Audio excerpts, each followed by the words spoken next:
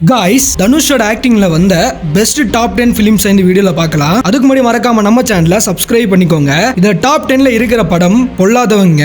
வெற்றிமாறன் டைரக்ஷன்ல வந்த ஒரு ஆக்ஷன் த்ரில்லர் மூவிங்க இது. 9வதா காதல் கொண்டேன். செல்வராகவன் டைரக்ஷன்ல வந்த ஒரு ரொமான்டிக் த்ரில்லர் படங்க.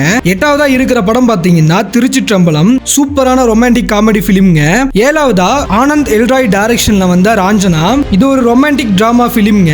6வதா வேலையில்லா பட்டதாரி மூவிங்க. இது ஒரு ஆக்ஷன் காமெடி ஃபிலிம். டாப் 5ல இருக்கிற படம் பாத்தீங்கன்னா 3ங்கற படங்க.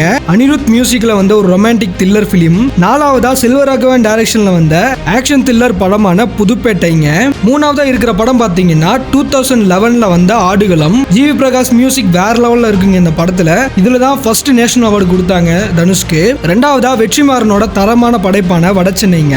இது ஒரு கேங்ஸ்டர் ஃபிலிம். 1வதா அசுரன் படங்க.